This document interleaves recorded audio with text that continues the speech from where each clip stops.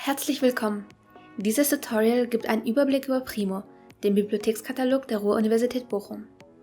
Ob digitale oder analoge Medien, ob Bücher oder Fachzeitschriften, all das findet man auf Primo. Den Einstieg für die Suche finde ich auf der Homepage der Universitätsbibliothek unter www.ub.ruhr.de. Primo kann ich direkt zu Beginn auf der Startseite rechts auf Englisch umstellen. Das ist aber auch im Nachhinein noch möglich. Ich beginne mit einer Beispielsuche und gebe in das Suchfeld Selbstorganisation im Studium ein. Hier wird mir auch direkt angezeigt, dass ich die Möglichkeit habe, mich anzumelden. Dies hat mehrere Vorteile. Ich kann Medien sofort vormerken, nicht frei zugängliche Bücher vorbestellen und als Favorit markierte Titel bleiben über die Sitzung hinaus erhalten. Anmelden kann ich mich unter der Suchleiste oder oben rechts. Dort befindet sich auch das Menü, um die Spracheinstellung zu verändern, falls es erwünscht ist. Sollte ich ein fachspezifisches Thema suchen, kann ich die Funktion Personalisieren benutzen. Hier kann ich meine Fachrichtung angeben. Primo wird dann Werke aus fachrelevanten Ressourcen anzeigen. In meinem Beispiel werde ich das nicht anwenden, da ich ein allgemeines Thema gewählt habe. Um meine Suchergebnisse weiter zu verbessern, kann ich auch die Filter links verwenden.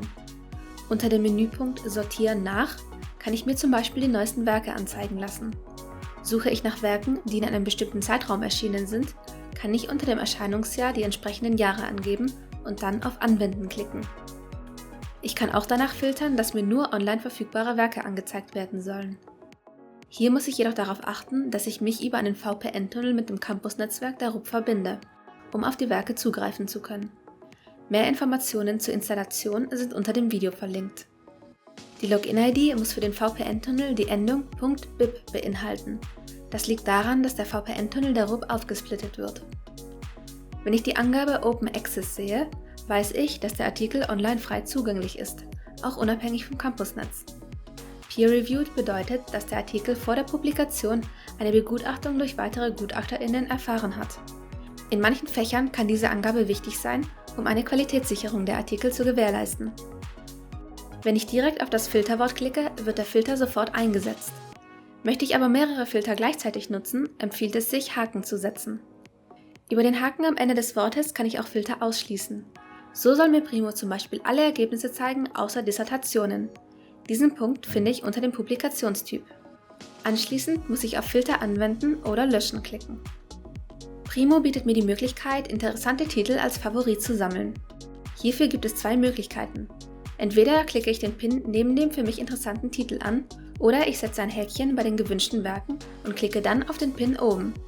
Diese zweite Methode hat den Vorteil, dass ich direkt eine Liste erstellen und benennen kann. Dies funktioniert allerdings nur, wenn ich im Bibliothekskonto angemeldet bin. Die Favoriten kann ich dann über den Pin neben meinem Namen bearbeiten. Unter dem Punkt Standort kann ich sehen, welche der Bibliotheken wie viele physische Ressourcen besitzt. Oder ich benutze den Filter, um mir anzeigen zu lassen, welche Titel an meinem Standort zu finden sind. Den Standort kann ich auch in der Titelanzeige sehen. Mit einem weiteren Klick auf den Titel oder das Cover werde ich zu einer Seite weitergeleitet, auf der alle wichtigen Informationen zu diesem Werk aufgelistet sind.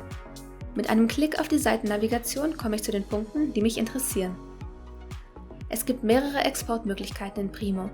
Man kann einzelne Treffer oder auch Ergebnislisten drucken, per E-Mail versenden, als Text für Quellenangaben direkt kopieren oder die Daten in ein Literaturverwaltungsprogramm übernehmen.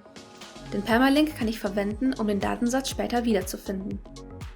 Unter Links kann ich mir zum Beispiel das Inhaltsverzeichnis anschauen, um eine Vorauswahl zu treffen, ob das Buch zu meinem gesuchten Thema passt.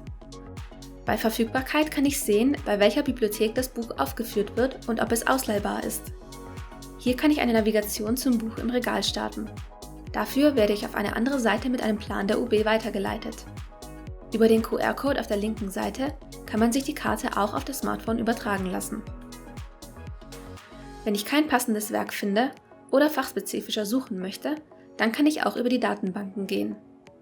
Diese finde ich ganz oben in der Leiste. Hier werde ich erst auf eine Seite weitergeleitet, auf der die Datenbanken alphabetisch aufgelistet werden. Mit einem weiteren Klick auf Fachinformation gelange ich zu einer Übersicht der Fächer. Mit einem Klick auf ein Fach, zum Beispiel Ostasienwissenschaften, werden als erster Menüpunkt die Fachdatenbanken dieses Fachgebiets aufgelistet. Bei weiteren Fragen kann ich mich an das Bibliothekspersonal wenden, entweder persönlich an der Infotheke oder per Mail, per Telefon oder über die Chatfunktion auf der Website. Weitere Erklärungen und Anleitungen finde ich hier auf diesem YouTube-Kanal und auf der Homepage der Universitätsbibliothek.